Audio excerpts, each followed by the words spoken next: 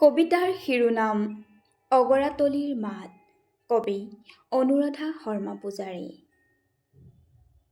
চাংঘৰত আউজি ৰোৱা ধূলিয়ৰি বাট, ধূলিৰে একাকাৰ হোৱা চাংঘৰৰ আখলৰ ধোৱা। ঘূৰাই নিয়া ছাতি বনৰীয়া বতাহ, অগৰাতলিৰ শিমলু উশাহ। আকাশ ফুল বাচি দুজোপা শিমলু ফাগুন ৰঙৰ। ফাগুন কিয় ৰঙা? প্ৰেমৰ আঘাতে জানে মুখত নুফুটা কথা।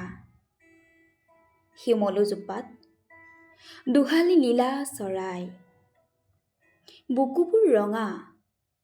সিহঁতৰ বুকুত কোনে দিলে ইমান যাতনা?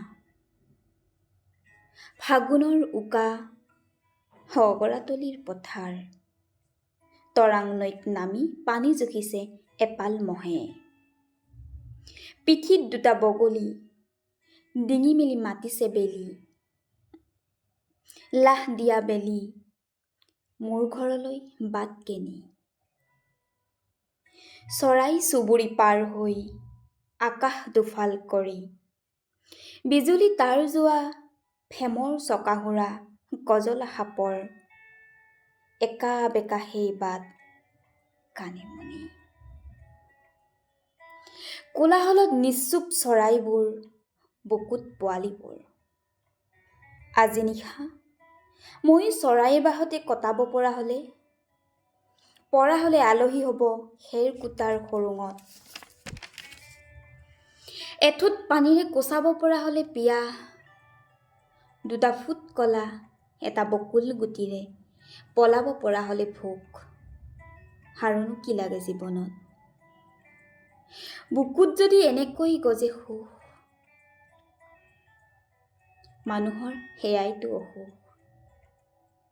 চৰাইবোৰ, গছবোৰ, বাঁহবোৰ সকলো কাঢ়ি সাজিব খোজে ঘৰ, অথচ মানুহ ঘৰতেই পৰ। ঘৰবোৰ নহয় চৰাই বাহ, বুকুৰ ৰুমত গজা হেঁপাহ।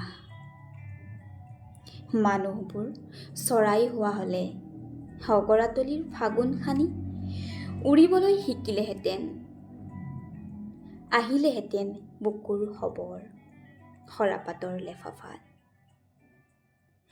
ধনচিৰিৰে উজাই অহা মাত হাবিদৰাত, কোনোবা নিজান দুপৰীয়া।